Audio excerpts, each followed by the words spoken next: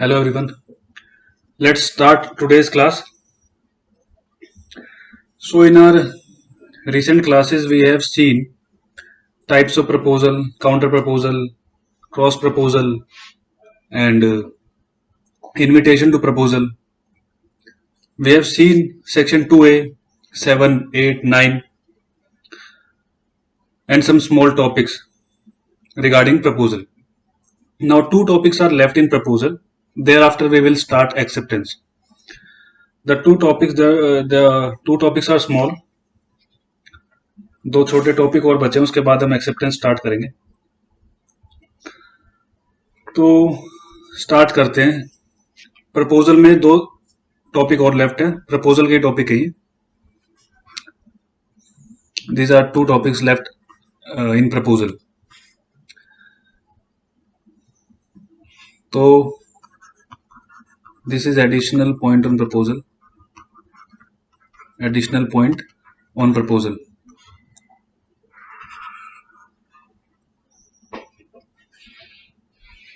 Now see, sometimes what happen is, suppose there is a contract regarding, not contract, what happens is that, see, A ask for a information. A ask for a information through advertisement in newspaper or any other mode, social media suppose. He asked for information and it is a general offer. Suppose A wants some information regarding some property. Information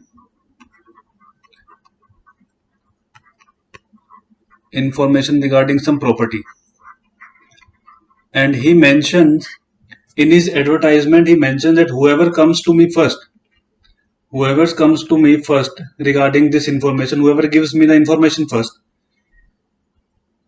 his information will be accepted. This is a kind of advertisement which he gives in newspaper, in which he states that whoever comes to me first, whoever information will come to me first, his information will be accepted and others will be rejected. एक person है जिसको information चाहिए, suppose किसी property के regarding या XYZ किसी भी, suppose किसी मशीन के रिगार्डिंग या किसी प्रॉपर्टी के रिगार्डिंग या किसी मार्केट के regarding, anything, and he gives an article और he gives this notification in newspaper or any social media platform like Facebook or any whichever you can think. और इसमें टर्म देता है कि जो भी मेरे को सबसे पहले इंफॉर्मेशन देगा उसकी इंफॉर्मेशन मैं एक्सेप्ट कर लूंगा, बाकी रिजेक्ट हो जाएगी. नाउ व्हाट हैपेंस इज कि बी, सपोज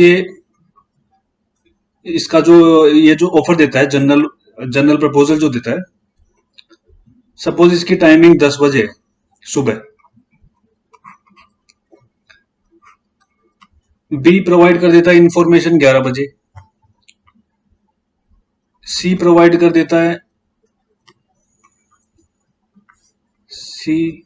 सॉरी क्या होगा इसे,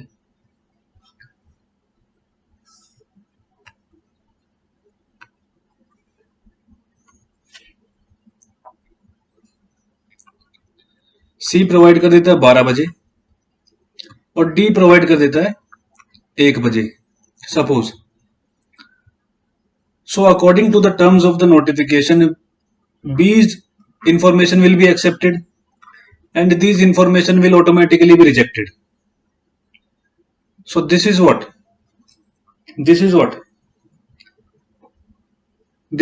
also a kind of proposal. This is also a kind of proposal in which the terms are mentioned that whoever will come to me first, his offer will be accepted and others will be rejected. This is also a kind of invitation to proposal. Suppose he have asked for proposal. See, as I have told you in your earlier classes, जैसे मैंने आपको बताया पहले classes में क्या चीज invitation to proposal होगी और क्या चीज प्रपोजल होगी, ये डिपेंड करेगा सर्कमस्टांसिस पे, टर्म्स पे। इफ, और इसका टेस्ट क्या होगा, ऑब्जेक्टिव टेस्ट होगा। इस इंटेंशन फाइंड करने का जो टेस्ट होगा, इंटेंशन फाइंड करने का टेस्ट होगा वो ऑब्जेक्टिव टेस्ट होगा, objective test.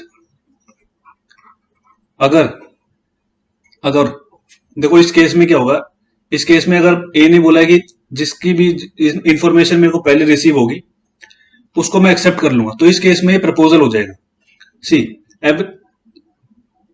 The intention to proposal and proposal, दोनों में आपको डिफरेंस जब फाइंड करना होगा तो आप इंटेंशन फाइंड करोगे कि इंटेंशन क्या है पार्टीज की, पार्टीज करना क्या चाहती है। पार्टी मतलब एक का जो एडवर्टाइजमेंट है, एडवर्टाइजमेंट में एक क्या फाइंड करना चाहता है, उसकी इंटेंशन क्या है, इसको फाइंड करने के लिए आप ऑब्जेक्टिव टेस्ट को देखोगे। ऑब्जेक्टिव टेस्ट को अगर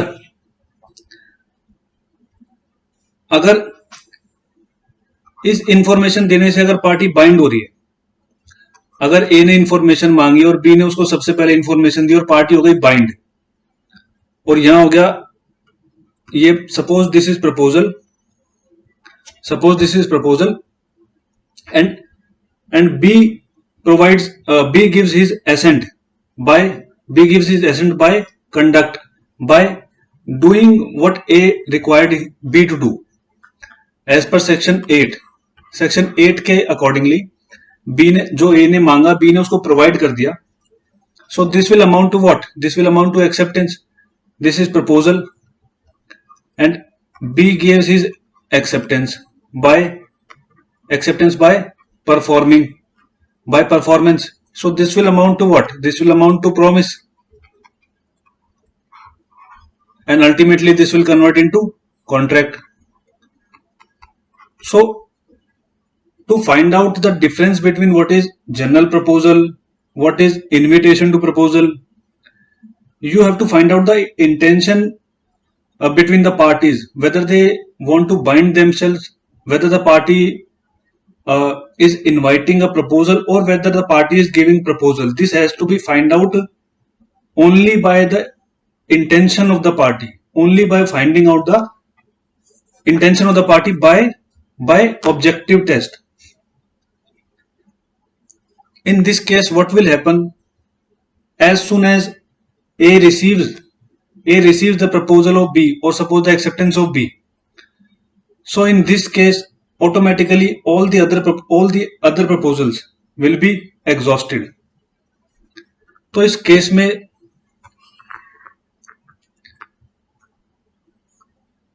ए ने जनरल प्रपोजल दिया, जनरल प्रपोजल,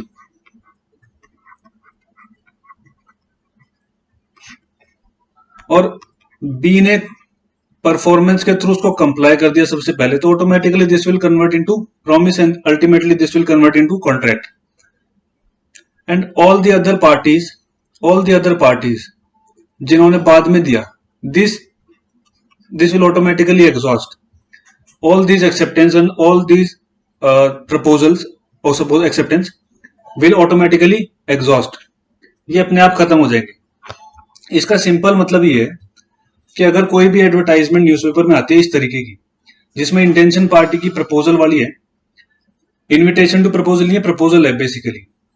प्रपोजल मतलब आपके एक एक्ट से एक्सेप्टेंस हो जाएगी, आपके एक कंडक्ट से एक्सेप्टेंस हो जाएगी और पार्टीज बाइंड हो जाएगी। तो उस केस में क्या होगा, अब सपोज ए ने एक एडवर्टाइजमेंट दिया, और इसको कोई इंफॉर्मेशन इसको रिक्वायर्ड थी ए को। सो व्हाट विल हैपन, अगर ऐसा नहीं होगा, अगर ये ऑटोमेटिकली एग्जॉस्ट नहीं होते हैं, सपोज सी डी ई इनके एक्सेप्टेंस ऑटोमेटिकली एग्जॉस्ट नहीं होते, तो क्या होगा कि ए बाइंड हो जाएगा बी सी डी ई सबके साथ, तो the consequences will be very harsh for a. So in this case what happens is that only the first proposal as mentioned in the advertisement, only the first proposal will be only the first acceptance will be accepted by only the first person who gives the acceptance. He will form contract, he will form agreement with A, and all others जो भी बाद में आए उनका automatically exhaust हो जाएगा contract.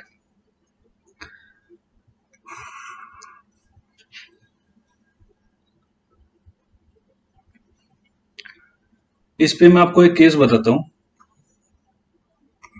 आप एक केस को रेफर कर सकते हो इसमें.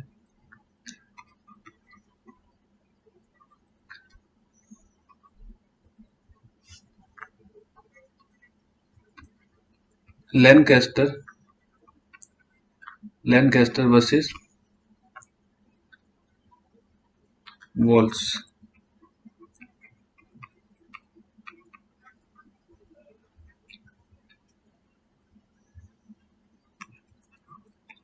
In 1838. In this case, it was held the contract. What was held in this case was the contract will be with the first informer and not with all the informers. अगर ऐसी situation है तो उसमें जो contract होगा ये general proposal, ये this consider this to be a general proposal. ये एडवर्टाइजमेंट होती है जनरल प्रपोजल. जनरल प्रपोजल की अगर सिचुएशन है और इस तरीके की सिचुएशन है और पार्टीज ने इन्फॉर्मेशन मांग रखी है, तो जो पहली पार्टी आती है और इन्फॉर्मेशन प्रोवाइड करती है उसके साथ आपका कॉन्ट्रैक्ट हो जाएगा, उसको उसकी एक्सेप्टेंस मान ली जाएगी, और बाकी जो पार्टी है बाद में आती है उसको रिजेक्ट मान लिया जाएगा, उसको डिसमिस कर दिया जाएगा. तो the contract will be with the first informer and not with all the informers. ठीक है, इस केस में ये हेल्ड हुआ था. This was held in this case Lancaster versus Walls 1838. ठीक है. Now to clear this more, the difference between, इसके डिफरेंस को क्लियर करने के लिए हम बात कर लेते हैं एक बार. Difference between general proposal and invitation to proposal. Invitation to proposal और जनरल प्रपोजल के डिफरेंस की बात कर लेते हैं. सो एक बड़ा छोटा सा डिफरेंस है इनके बीच में. In case of general proposal की बात कर लेते हैं पहले. General proposal. So in case of general proposal को कैसे एक्सेप्ट किया जाता है? How do you accept general proposal? By performance of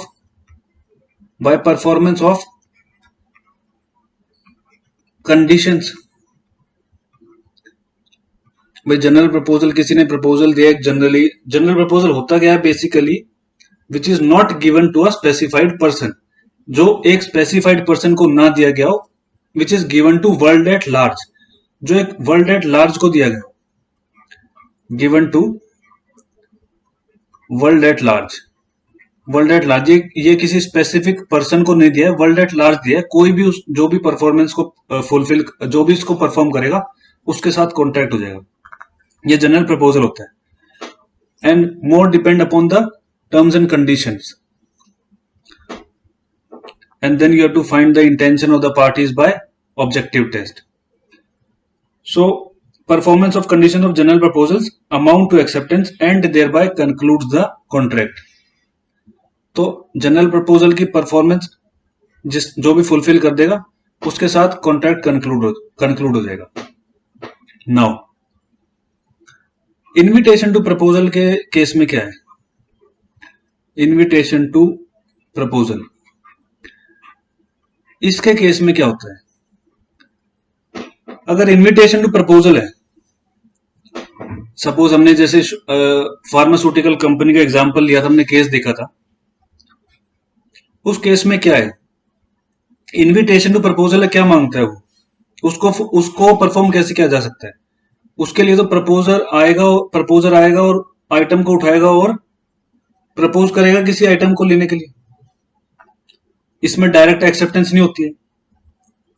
So in case of invitation, performing an act in response to the invitation does not result into a contract.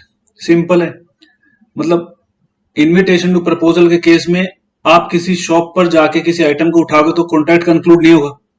Contract will not be concluded in that case. Contract होगा कैसे?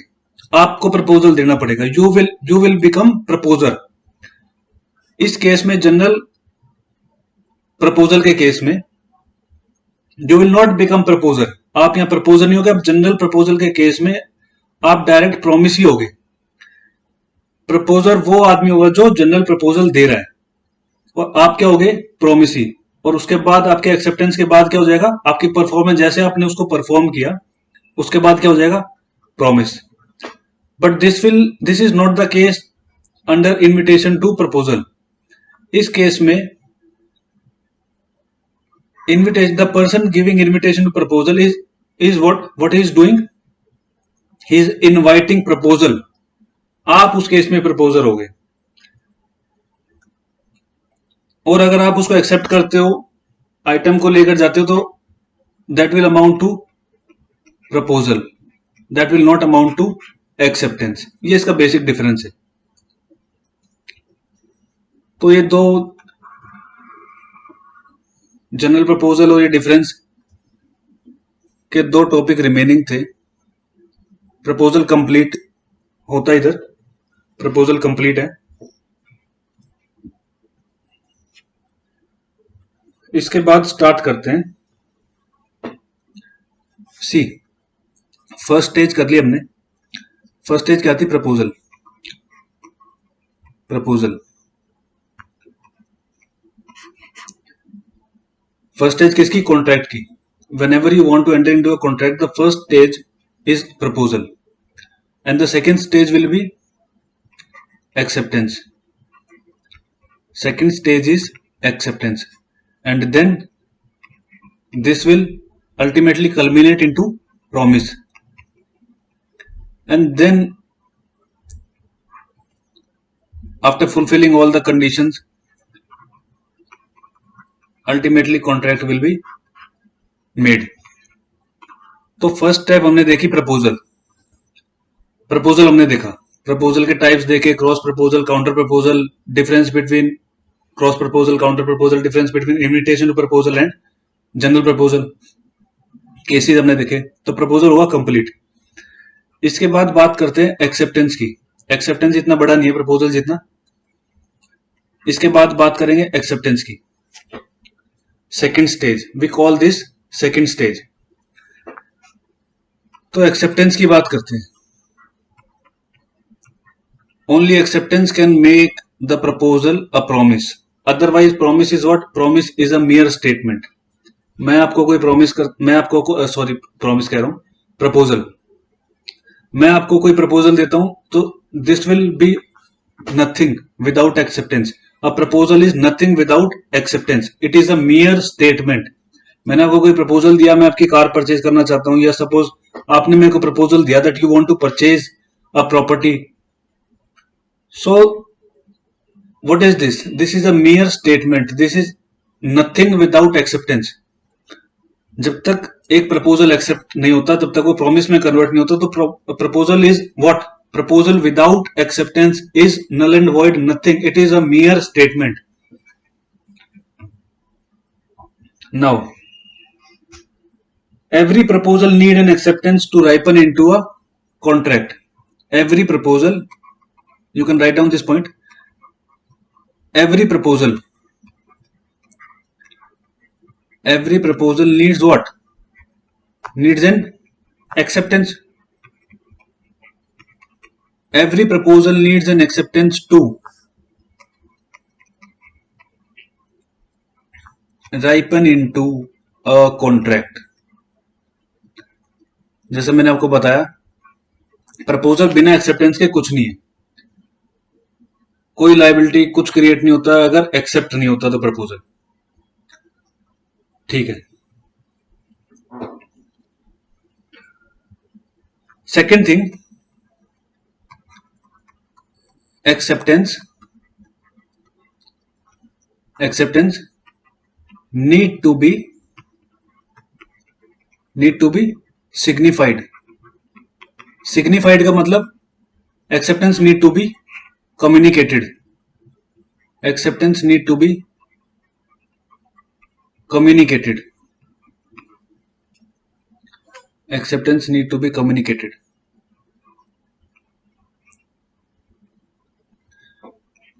ठीक है, ये हमने देखा भी था।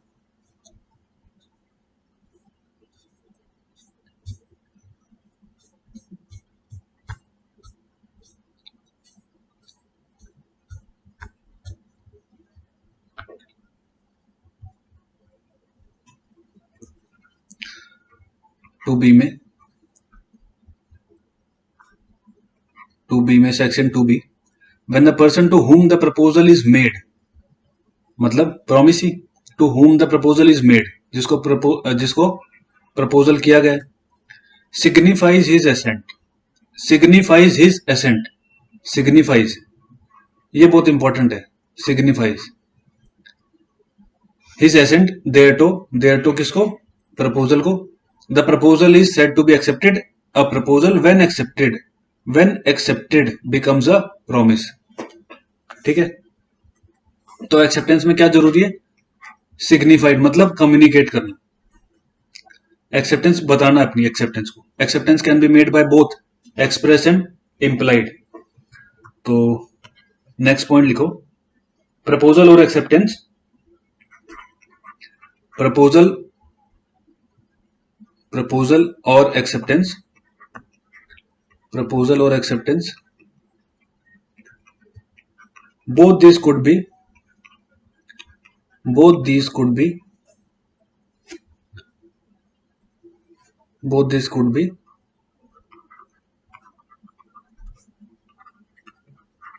Express और इम्प्लाइड। ये हमने देखा था, एक्सप्रेस और इम्प्लाइड।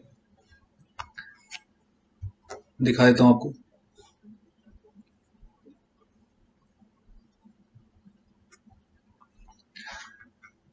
सेक्शन 9 में, in so far as the proposal or acceptance of any promise is made in words, the promise is said to be express, in so far as the proposal or acceptance is made otherwise than in words। एक तो words में होगा तो express, otherwise then in words तो implied. ठीक है, तो आप इसको दो पार्ट में डिवाइड कर सकते हैं, एक्सप्रेस में और इम्प्लाइड में। एक्सप्रेस आपका वर्ड्स है, वर्ड्स को आप फर्दर डिवाइड कर सकते हैं ओरल में और रिटन में, तो वर्ड्स ओरल भी और रिटन भी। इम्प्लाइड का मतलब conduct by performing your part. ठीक है ना, ठीक है। सो आगे चलते हैं, एक्सेप्टेंस हाउ मेड। अगला क्वेश्चन आपके लिए है, हाउ इज एक्सेप्टेंस मेड, और how is acceptance made. Acceptance होती कैसे है?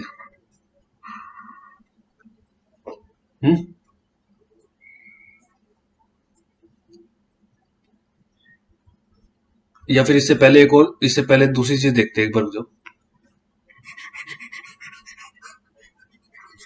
ये आपको बाद में समझ आएगा। इससे पहले आप बताओ, एक्सेप्टेंस शुड बी, एक्सेप्टेंस की क्वालिटीज होती हैं कुछ, मैंने आपको इससे पहले एक वीडियो में बताया था।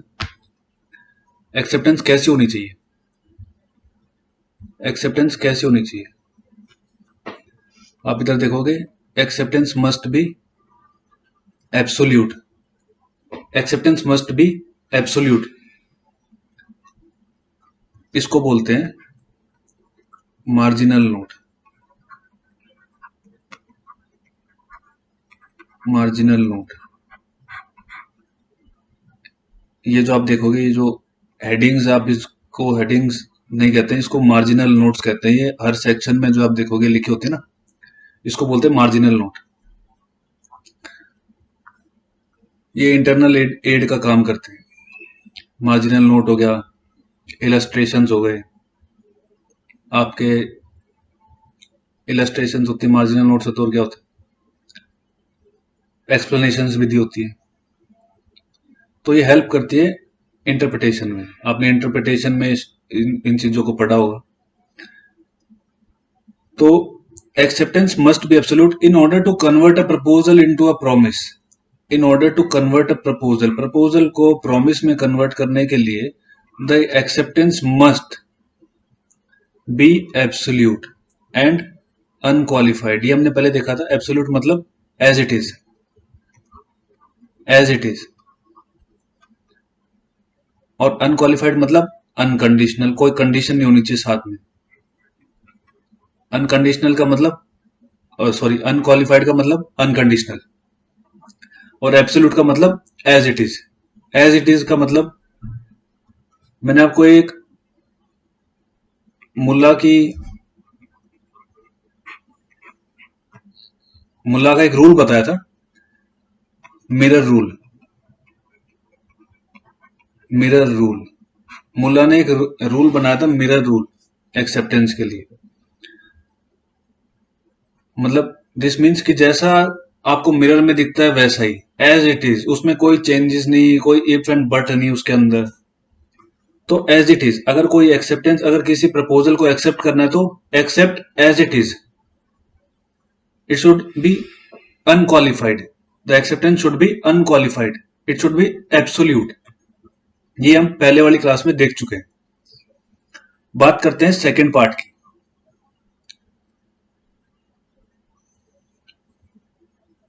ये फर्स्ट लाइन दोनों पार्ट के साथ पढ़ी जाती है हमेशा। In order to convert a proposal into a promise, the acceptance must be expressed in some usual and reasonable manner. Usual and reasonable manner. Unless the proposal prescribes the manner in which it is to be accepted. Proposal prescribes the manner in which it is to be accepted. If the proposal prescribes the manner in which it is to be accepted, and the acceptance is not made in such manner,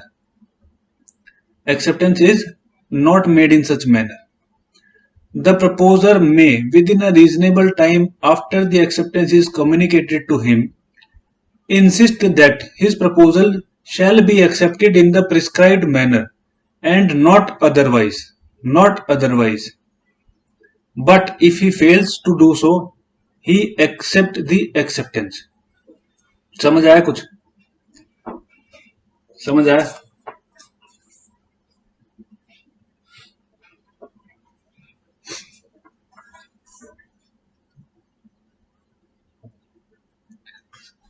देखो मैं बताता हूं। 7.2 की बात करते हैं।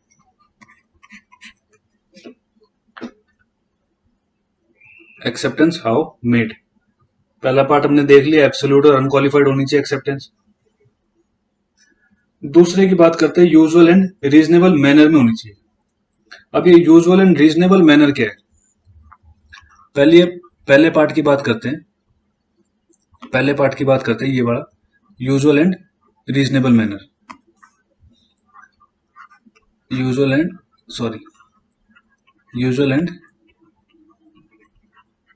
Reasonable manner मतलब acceptance कैसे हो सकती है? ऐसे तरीके से जो रीजनेबल है, जिस तरीके से एक प्रूडेंट पर्सन एक्सेप्ट करता है, by post, by message, by email. एक यूजुअल पर्सन, एक प्रूडेंट पर्सन, एक रीजनेबल पर्सन जिस तरीके से एक्सेप्ट करता है, उस तरीके से उसको बोलते हैं यूजुअल एंड रीजनेबल मैनर। अब एक क्वेश्चन है कि अगर suppose if the parrot speaks the word of acceptance, एक पैरेट है, वो वर्ड ऑफ एक्सेप्टेंस स्पीक करता है, वो बोलता है। सपोज एक पैरेट जैसे आपने देखा होगा मूवीज में भी, अगर पैरेट कोई एक्सेप्टेंस करता है किसी चीज की भी, तो क्या ये यूजुअल एंड रीजनेबल मैनर होगा? यूजुअल एंड रीजनेबल मैनर होगा। If the parrot if the parrot speaks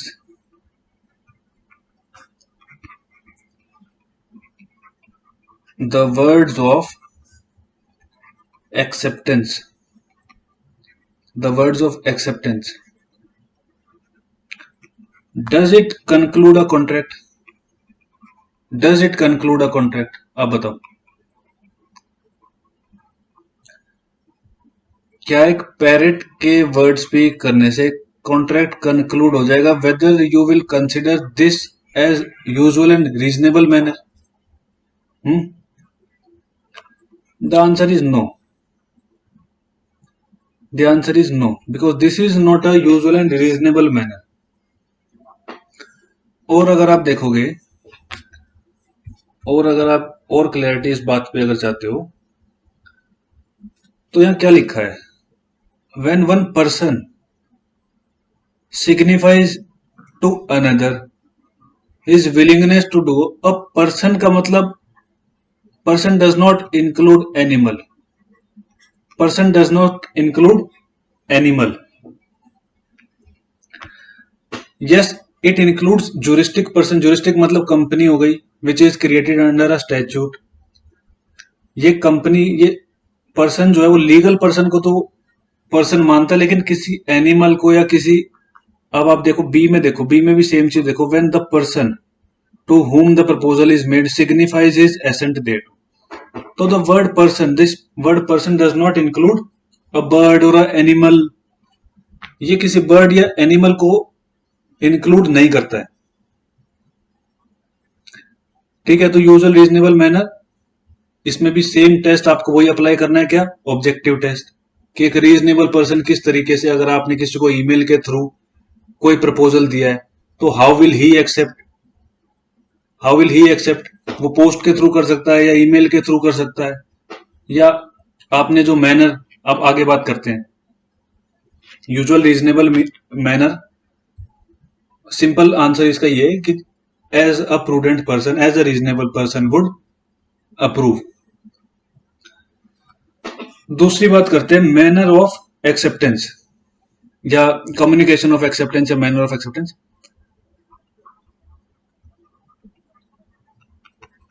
communication of acceptance जो कि हम पढ़ ही रहे हैं, कम्युनिकेशन ऑफ एक्सेप्टेंस। तो कम्युनिकेशन ऑफ एक्सेप्टेंस कैसे होगा? पहली बात तो यूजुअल एंड रीजनेबल मैनर। अब सपोज पार्टी ने प्रिस्क्राइब किया हुआ यूजुअल और रीजनेबल मैनर, उसने, पार्टी ने, सपोज एक पार्टी है, उसने जो प्रपोजल दिया है, उस प्रपोजल में, उसके साथ साथ, प्रपोजल के साथ साथ उसने उसको एक्सेप्ट करने का मैनर भी दिया हुआ है कि इसको एक्सेप्ट कैसे करना है। मैंने आपको एक प्रपोजल दिया और मैंने उसमें टर्म्स मेंशन कर दी that you can accept this proposal by way of email और बाय वे ऑफ पोस्ट। मैंने उसमें उसको एक्सेप्ट करना कैसे, उसके भी टर्म्स मैंने उसमें साथ साथ मेंशन कर दिए। तो इसको बोलेंगे prescribed. The manner is prescribed. Second thing हो सकती है जहां पर the manner of acceptance is not prescribed. Alright, the manner of acceptance is not prescribed. तो कम्युनिकेशन ऑफ एक्सेप्टेंस में दो तरीके से, या तो प्रिस्क्राइब की हुई है या प्रिस्क्राइब नहीं की हुई। क्या? मेथड ऑफ एक्सेप्टेंस, एक्सेप्ट करना कैसे। ठीक है, अब प्रिस्क्राइब जहां की हुई है उसमें उस कंडीशन को देखते हैं। सपोज मेथड प्रिस्क्राइब्ड है और जो पार्टी जिसको एक्सेप्ट करना है वो एक्सेप्ट कर लेते हैं उसको सेम मेथड में। सपोज आपने मेरे को बोला कि ईमेल के थ्रू एक्सेप्ट करना है, और मैं ईमेल के थ्रू इसको ईमेल के थ्रू ही आपको एक्सेप्टेंस दे देता हूं उसकी, तो इसको बोलेंगे एक्सेप्टेड इन सेम मैनर।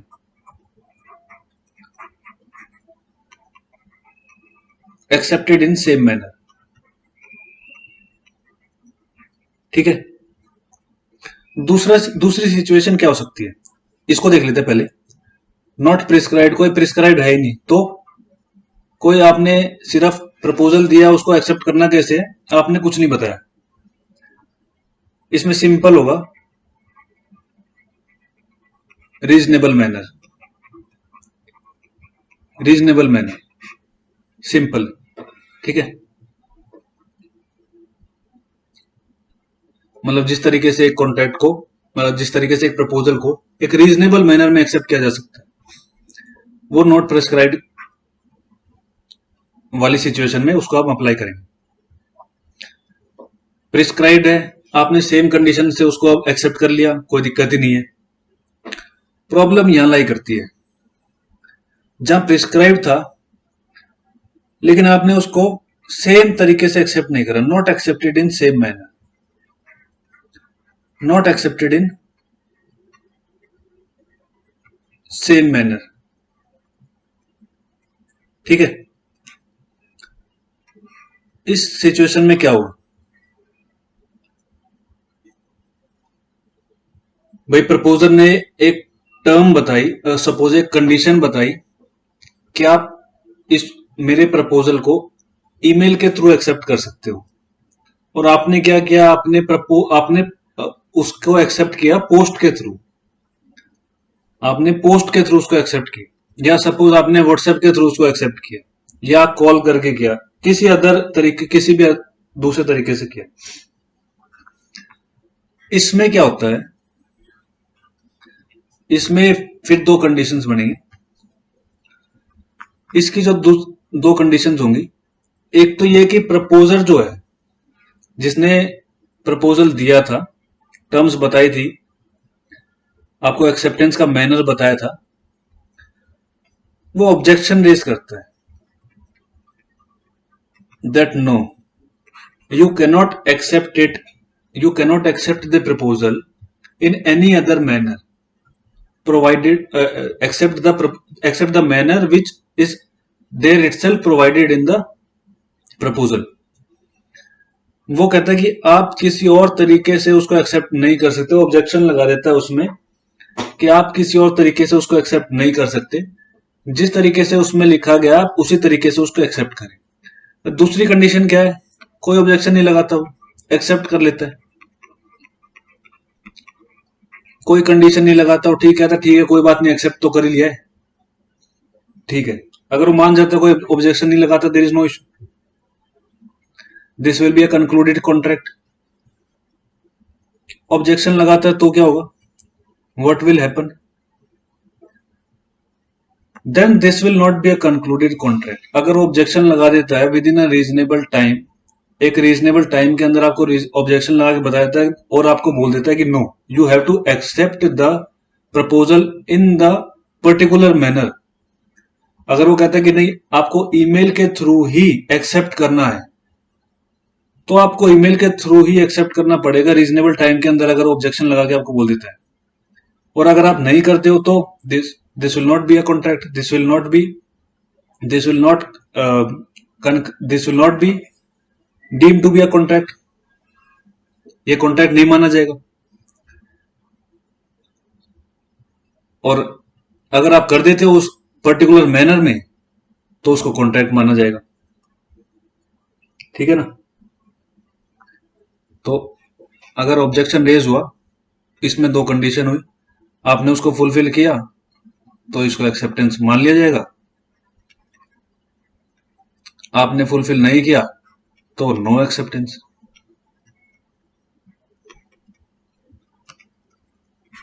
ठीक है। एक बात देख लेते हैं दोबारा, कम्युनिकेशन ऑफ एक्सेप्टेंस दो तरीके से होता है, prescribed, not prescribed. Not prescribed में रीजनेबल मैनर है ही आपके पास, आप किसी भी रीजनेबल मैनर से उसको एक्सेप्ट कर सकते हैं। एक प्रपोजल और प्रपोजल में मेथड प्रिस्क्राइब था और एक में नॉट प्रिस्क्राइब था। नॉट प्रिस्क्राइब्ड में आपने रीजनेबल तरीके से उसको एक्सेप्ट कर लिया। प्रिस्क्राइब्ड में दो कंडीशन हुई, या तो accept in the same manner हुआ, आपने उसको उसी तरीके से एक्सेप्ट कर लिया जिस तरीके से उस प्रपोजल में लिखा हुआ था, या फिर आपने उस तरीके से एक्सेप्ट ना करके दूसरे तरीके से उसको एक्सेप्ट किया। दूसरे तरीके से आपने उसको एक्सेप्ट किया, उस पे या तो ऑब्जेक्शन रेज कर देगी पार्टी, जो प्रपोजर या तो उस पर ऑब्जेक्शन रेज कर देगा, या फिर ऑब्जेक्शन रेज नहीं भी कर सकता। नहीं करेगा तो वो एक्सेप्ट मान लिया जाएगा। And if raises N objection, तो फिर आपके पास कोई ऑप्शन लेफ्ट है नहीं, आपको उसी तरीके से उसको एक्सेप्ट करना पड़ेगा। अगर आप नहीं करते हो तो that will amount to no acceptance, कर लेते हो that will amount to an acceptance. देख लेते हैं 7(2) को, अब आपको समझ आ जाएगा। देखो, in order to convert a proposal into a promise, the acceptance must be expressed in some usual and reasonable manner, या तो usual and reasonable manner में हो, unless the proposal prescribes the manner in which it is to be accepted, जब तक proposal एक manner prescribe नहीं करता जिसमें उसको accept करना है। If the proposal prescribes a manner in which it is to be accepted and the acceptance is not made in such manner, the proposal may within a reasonable time, एक reasonable time के अंदर जो proposer होगा वो बता देगा कि आपको उसी manner में उसको accept करना है। Within a reasonable time after the acceptance is communicated to him, insist that his proposal shall be accepted in the prescribed manner and not otherwise, but if he fails to do so, he accepts the acceptance। मतलब अगर वो नहीं करता है, मतलब objection नहीं लगाता है, तो उसको एक्सेप्टेंस मान लिया जाएगा। अगर ऑब्जेक्शन लगाता है तो मैंने आपको बताया कि वो एक्सेप्टेंस नहीं माना जाएगा, आपको उसकी कंडीशन फुलफिल करनी पड़ेगी। अब आपको 7(2) समझ आया, acceptance must B absolute. Section 7 हमने कंप्लीट कर लिया,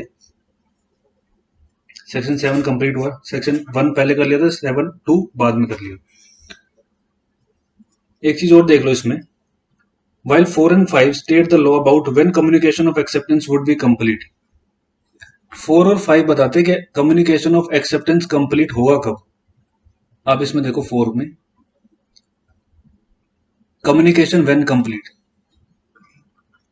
against the proposer, against the acceptor, communication of an acceptance is complete। communication of acceptance कब complete होगा, ठीक है ना। 5 देखोगे तो ये बात करता है रिवोक के, इसमें भी आप देखोगे,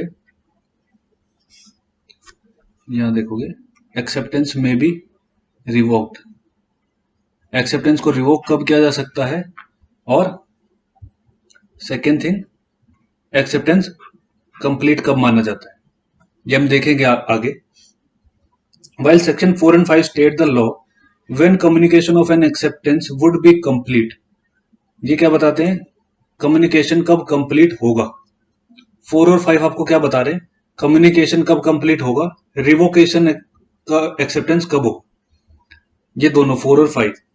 और 7(2) आपको क्या बता रहा है, the manner of provides the manner of communication of acceptance, कि एक्सेप्टेंस करनी कैसे है।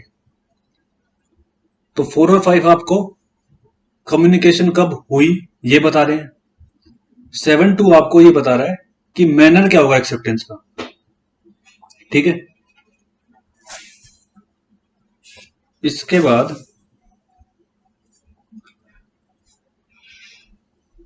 एक स्टेटमेंट लिखो आप एंसन की, एंसन की एक स्टेटमेंट लिखो आप,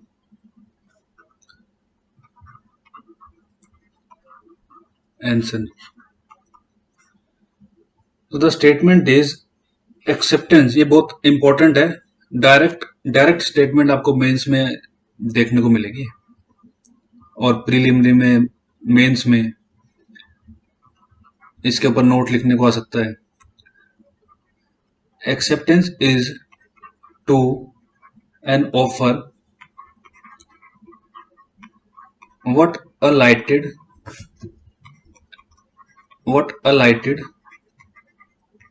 matchstick, what a lighted matchstick is to a train of gun powder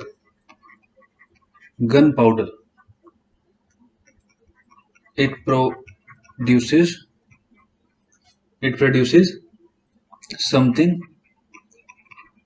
produces something which cannot be recalled or undone, which cannot be recalled or undone.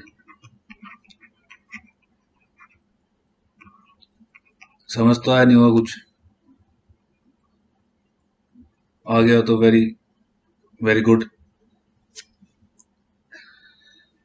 ये बात करता है एक्सेप्टेंस इज एन ऑफर, समझो, is to an offer. एक offer को acceptance कैसी होती है? What a lighted matchstick is to a train of gunpowder. Suppose ये एक ट्रेन है जो गन पाउडर से भरी हुई है, ट्रेन है, गन पाउडर इसमें भरा हुआ, गन पाउडर। अगर आप इसमें एक माचिस की तिल्ली लगाते हो तो क्या होगा? दिस विल ब्लास्ट, आग लग जाएगी इसमें। एक्सेप्टेंस इसी तरीके से ऑफर के साथ है। अगर एक ऑफर है और उसको एक्सेप्ट कर लिया तो अब वो वापस नहीं हो सकता। दिस प्रॉमिस, क्योंकि वो प्रॉमिस कन्वर्ट हो गया। जो एक्सेप्टेंस, जो प्रपोजल था, अगर उसको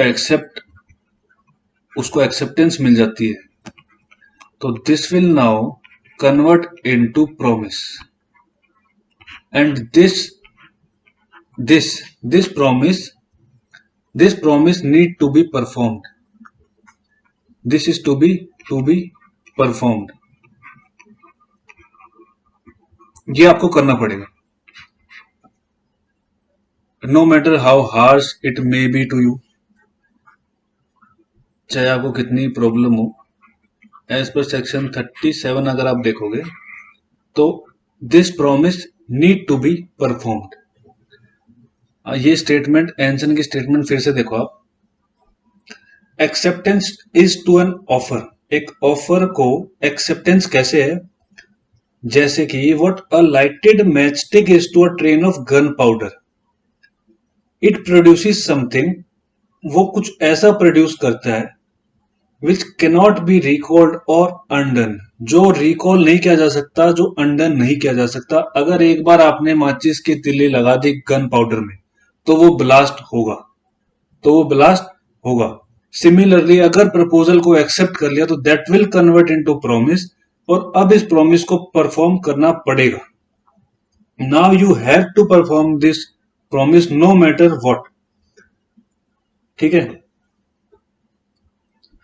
मतलब once a contract always a contract, it has to be performed. Similarly once you have accepted the proposal, immediately there will be a contract, and now you have to perform that contract. You are bound by that promise. A proposal can be accepted by that person to whom it has been made. We have already seen this. A proposal can be accepted by that person to whom it has been made. In case of specific proposal में कौन proposal को accept करेगा? जिसको वो proposal किया गया है। General proposal में एनीवन हु कैन परफॉर्म, जो भी उसको परफॉर्म कर देता है, जो भी पार्टी उसको परफॉर्म कर देती है जनरल प्रपोजल को, उसको एक्सेप्टेंस मान लिया जाएगा। That can be accepted by anyone. Specific performance, जिस पर्टिकुलर स्पेसिफिक पर्सन या ग्रुप ऑफ पर्सन को किया गया, only specific proposal is applicable, it will be binding on only those person, जो स्पेसिफिक पर्सन है। और general proposal is made to world at large, उसको accept कोई भी कर सकता है, जो भी परफॉर्म कर देगा प्रॉमिस को, उसके साथ बाइंडिंग हो जाएगी, उसके साथ कॉन्ट्रैक्ट बाउंड हो जाएगा। ठीक है, a proposal can be accepted by the person to whom it is made or his authorized representative, या तो वो या फिर उसका authorized representative। However, acceptance by an unauthorized person is no acceptance. However, acceptance अगर कोई unauthorized person accept कर ले, अगर specific person को अगर आपने किया है, दो तरीके से प्रपोजल होती है ना, स्पेसिफिक और general. General proposal world at large सबको गया, नोटिस दिया है, अखबार में नोटिस दिया है आपने, जैसा हमने देखा लालमन शुक्ला के केस में कि जो भी नेफ्यू को ढूंढ के लाएगा उसे 500 रुपए मिलेंगे। Specific proposal is given to a particular person that I want to sell this, suppose I want to sell a watch to you, so this proposal is given to you. कोई भी रास्ते में से जाता हुआ आदमी उसको एक्सेप्ट नहीं कर सकता, only you can accept this. तो स्पेसिफिक में given to a particular person and general is given to a world at large. So in this case, in this case, acceptance is to be made by whom? Anyone can perform this kind of proposal by performance as per section 8. One thing which need to be taken care of is that acceptance must be authorized. मतलब जो accept कर रहा है वो person authorised होना चाहिए।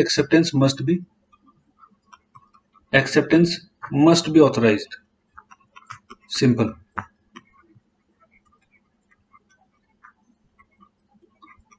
Authorised. Acceptance by an unauthorised person is no acceptance. अगर specific की बात करें तो एक्सेप्टेंस ऑथराइज्ड पर्सन के थ्रू ही होनी चाहिए। इस पे एक केस बताता हूं मैं आपको, एक्सेप्टेंस मस्ट बी ऑथराइज्ड पे। आप इस पे केस लिख लो, पॉवेल वर्सेस ली। पॉवेल वर्सेस ली, इसमें होता क्या है कि Powell applied for a headmaster post. एक एडवर्टाइजमेंट होती है, कि जनरल एडवर्टाइजमेंट होती है न्यूज़पेपर में, जिसमें पॉवेल अप्लाई करता है। पोस्ट होती है हेडमास्टर की। Powell applied for the post of headmaster of a school. Suppose एक एडवर्टाइजमेंट है स्कूल में हेडमास्टर की, एक वैकेंसी है हेडमास्टर की किसी स्कूल में वैकेंसी है हेडमास्टर की, और पॉवेल अप्लाई करता है उसमें। पॉवेल उस वैकेंसी के लिए अप्लाई करता है।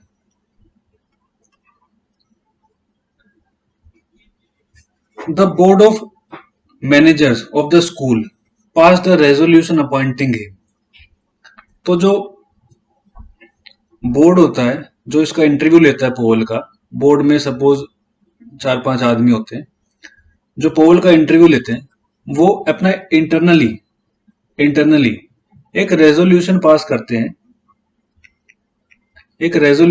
करते हैं पॉवेल को अपॉइंट करने के लिए, कि हाँ भाई ठीक है, सब कंसेंट देते हैं, सब एग्री करते हैं इस बात पे, yes Powell is a perfect person for this post. तो एक इंटरनली रेजोल्यूशन पास करते हैं, रेजोल्यूशन पब्लिक नहीं करते, इंटरनली अपने अंदर एक रेजोल्यूशन पास करते हैं बोर्ड में, और ये किसी को कम्युनिकेट नहीं करते। पॉवेल को कम्युनिकेट नहीं किया जाता। ये Powell was not communicated this resolution. But होता क्या है कि एक इंडिविजुअल मैनेजर होता है इस रेजोल्यूशन में, इस बोर्ड में, that individual manager in his personal capacity he told Powell that you are appointed as headmaster. वो अपनी इंडिविजुअल कैपेसिटी में, not as a director, not as a board, director of board, और not as a member of board और manager of board, अपनी individual capacity में Powell को बता देता that you are appointed as headmaster. ठीक है, पॉवेल बड़ा खुश। बाद में पॉवेल को पता चलता है कि सपोज डी पर्सन को हेडमास्टर अपॉइंट कर दिया है बोर्ड ने। इसको अपॉइंट कर दिया है। पॉवेल को पता चलता है कि डी को अपॉइंट कर दिया है हेडमास्टर की पोस्ट पे। Now what happen, Powell sue करता है इस चेयरमैन को, suppose is the chairman. Powell इसके ऊपर केस फाइल करता है that I was appointed as the headmaster. मेरे को अपॉइंट किया गया था पहले, not D was not appointed, I was appointed to this post first. और मेरे साथ कॉन्ट्रैक्ट कंक्लूड हो गया था, मतलब मेरे को अपॉइंट कर दिया गया था।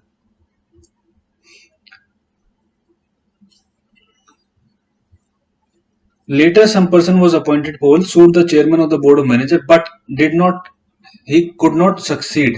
But ये केस को हार गया, इसका केस डिसमिस हो गया। He lost the case on the reasoning. इसमें जो रीजनिंग कोर्ट ने दी, court said this is because acceptance from an unauthorized person. Acceptance from an unauthorized person is not an effective acceptance. सी, अब आप कहोगे वो उस बोर्ड का मेंबर था, वो ऑथराइज्ड पर्सन साथ। देखो,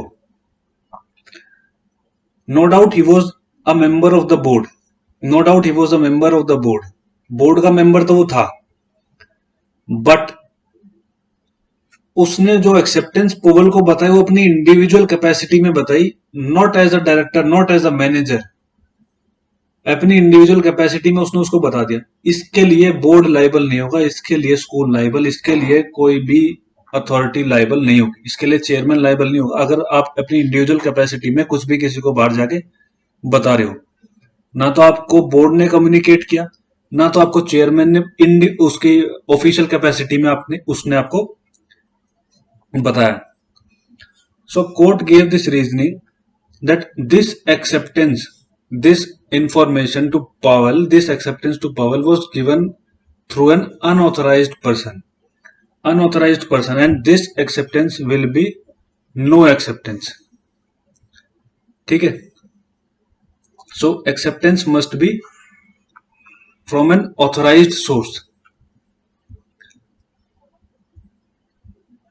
ठीक है, तो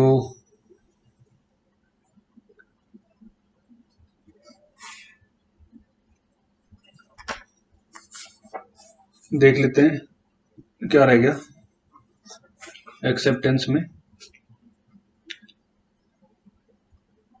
ठीक है, एक चीज और देखते हैं इंग्लिश लॉ की। इंग्लिश लॉ की एक चीज देखते हैं, आपको इसके साथ बताता हूं मैं। हमने 7.2 देखा, प्रिस्क्राइब, नॉट प्रिस्क्राइब्ड, एक्सेप्टेड, ये सेम, ये जो कम्युनिकेशन ऑफ एक्सेप्टेंस है, प्रिस्क्राइब, नॉट प्रिस्क्राइब्ड। इस सेम सिचुएशन में अंडर इंग्लिश लॉ, अगर इंग्लिश लॉ में मैनर ऑफ कम्युनिकेशन की हम बात करें, under English law an offer is found to be accepted in the manner prescribed in the offer if the acceptance is made by any other mode. It will be considered as a counter offer.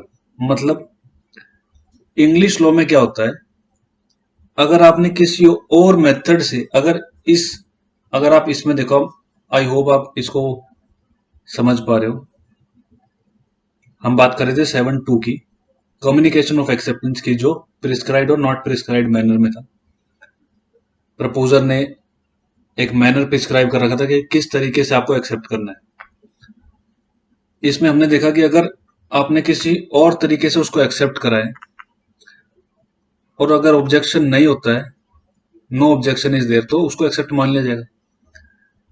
लेकिन अगर इसी situation में English law की बात करें, under the English law and offer is found to be accepted in the manner prescribed in the offer if the acceptance is made by any other mode. अगर same manner से तो कोई issue ही नहीं है, अगर किसी और तरीके से करा गया, इंग्लिश लॉ की बात कर रहा हूं, अगर किसी और तरीके से, if the acceptance is done by some other method, other mode, it will be considered as, इसको इंग्लिश लॉ में क्या माना जाएगा,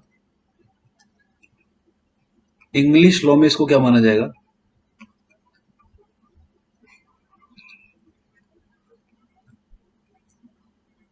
counter offer. Counter offer, sorry, क्या हो गया ये?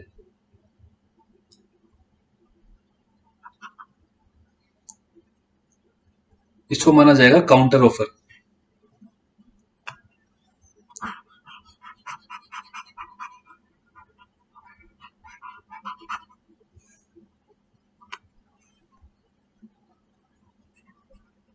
And this will B convert into agreement. इसको प्रॉमिस करने के, इसको प्रॉमिस में कन्वर्ट होने के लिए जो प्रपोजर है उसको इसे एक्सेप्ट करना पड़ेगा।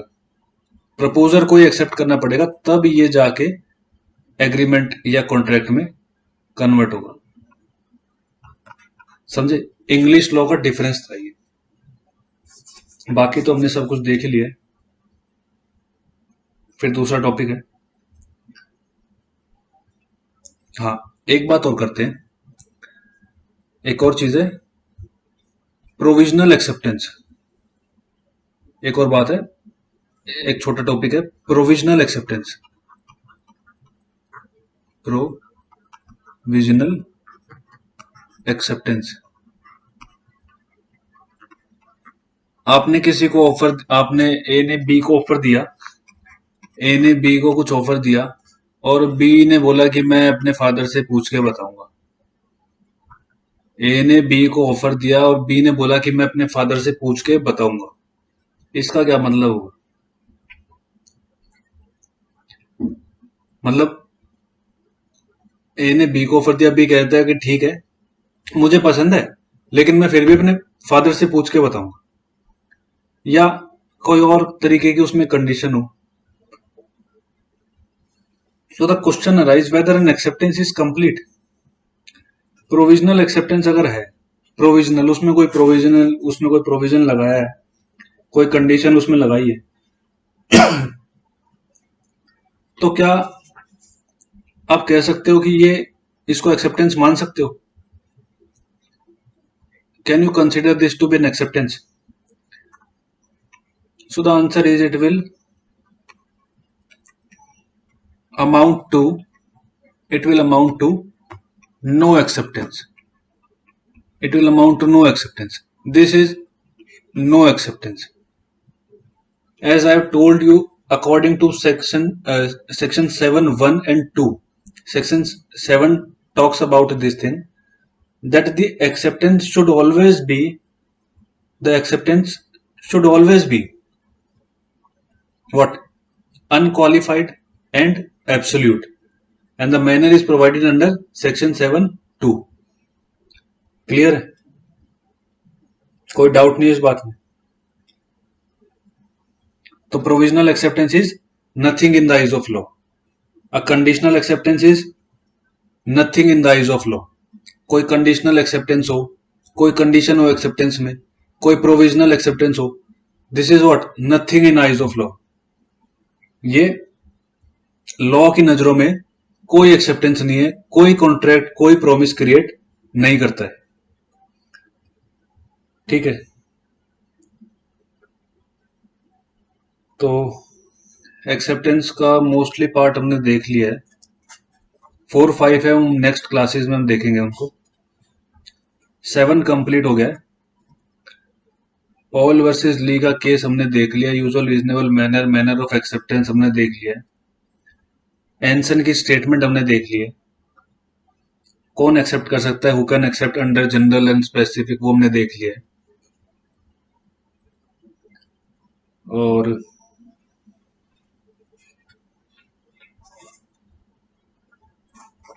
Rest everything is covered I think. तो एंड करते हैं,